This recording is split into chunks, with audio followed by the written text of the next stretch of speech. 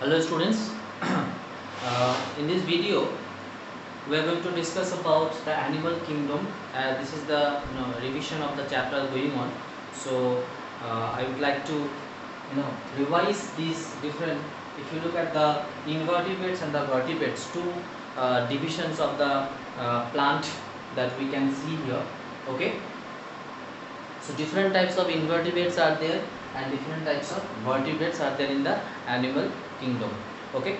Now it means that all the animals which are found on this earth, okay, are grouped into these two, okay, category: invertebrates and vertebrates.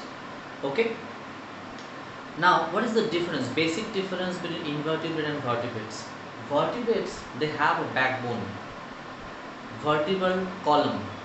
Okay, the backbone, which is known as vertebral column, which is there in all the vertebrates, and in the invertebrates, okay, we don't see any backbone or the vertebral column present in these animals.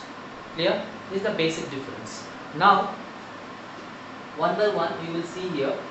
Okay, the Porifera. What are these Porifera? Cnidaria, Platyhelminthes, Nematoda, Annelida, Arthropoda, Mollusca and Echinodermata. Okay, with one or two examples I have also given, so that you must you should have a clear concept of what kind of animal are these. Okay, so if you see the Porifera, one or two characteristics I am going to share with you. First of all, Porifera, these are mostly found in the sea, aquatic, very basic organisms, okay, found in the water, in the sea and the ocean. In the fresh water also it has been found. Okay, their body is porous. Pores are there in the body through which the the entry and the exit of different minerals through water that takes place. Okay, that's the Porifera. Cnidaria is the next one. In the Cnidaria, what you see is that these are also aquatic animals, sac-like body with one opening, that is the mouth. They have a sac-like body with only one opening in the body, that is the mouth.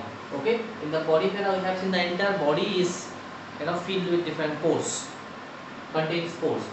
Now here in Cnidaria we see only one pore is there in the body, that is the mouth. Next is the Platyhelminthes.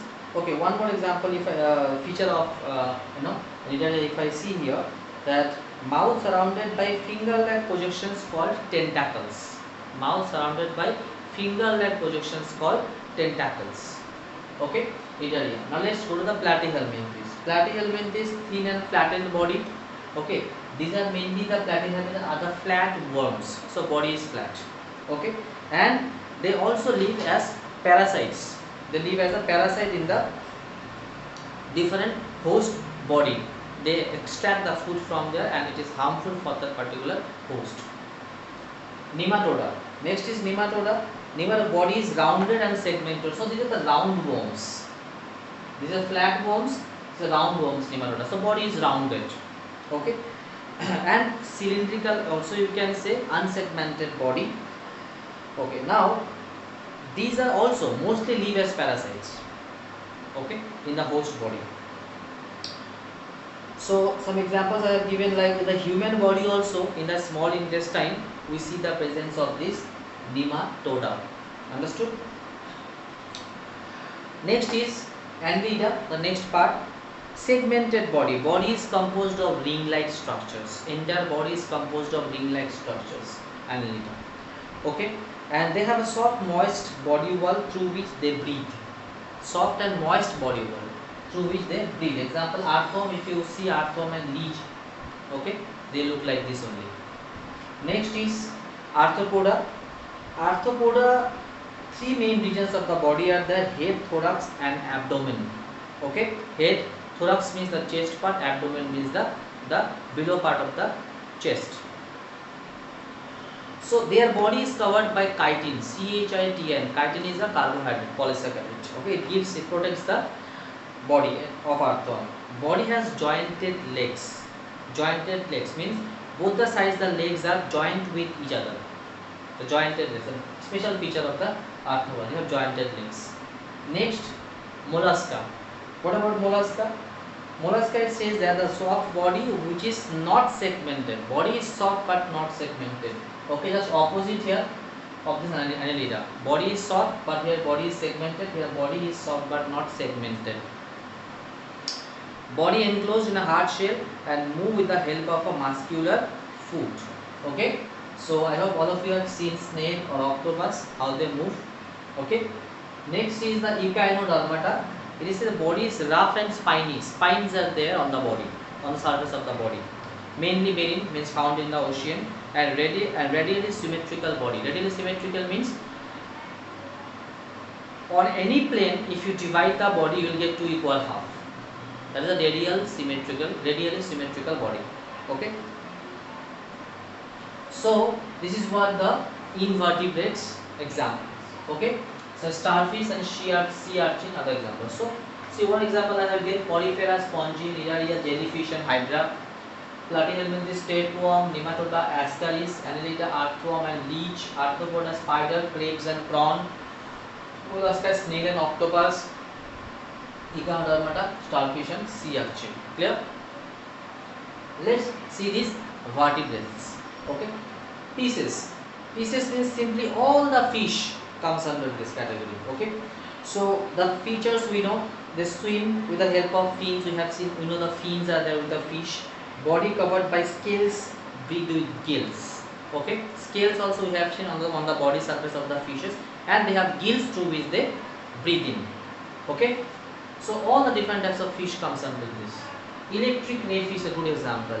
Okay, they emit light rays. Amphibia, frogs. Okay, they live in the land and in the water both. Okay, these amphibians. Now they lay their eggs in the water. They breathe through skin and the lungs both. Because when they are in water, they use gills. Okay, and when they are in land, they can breathe through lungs also. And water, they use the skin also, moist skin. Okay. Now next is the reptilia. Next one. Reptilia mostly live in land, some live in water too. Next, skin is dry and scaly, breathe through lungs. Females lay soft shelled eggs on land and have 4 short legs to crawl. Okay, so these are reptilia. Lizard, if you see, okay, the same features are you find in lizard also. Okay, tortoise, crocodiles, you will see the same features there. Okay, next is the aves. These are all the birds. All the birds come under this. Okay, warm-blooded animal. These are okay. They have wings which helps them to fly. Okay, different types of there. They have heart. They have lungs also, through which they breathe in. Okay. Now females, they lay hard-shelled eggs. Okay, so the eggs. Now mammalia means a very common example. We human beings are the mammals. Cow, dog, lion, these are all the mammals. Okay, so their body is covered with hair, possess projecting external ears, give birth to young ones. Means mammals don't lay eggs, they directly give rise to the young ones. And then young ones suckle milk from the mammary gland present in the mothers. Special feature with the mammals, because of the mammary gland present. That is a mammal name. Okay, and so this is what, and these are the examples where we see the presence of tail also, but not in all mammals. Okay, like in human we don't have. Okay. So I hope you understood the basic difference between invertebrates and vertebrates. Okay, it's all different of the animals are present in our environment, in our ecosystem. Okay, we interact with them, we depend on them, we are interdependent with each other. Okay. So I hope you understood this, learned each and every invertebrate and vertebrate, these different types of their phylum, the classes. Okay, and two features at least, and two examples at least. Okay, thank you so much for watching the video.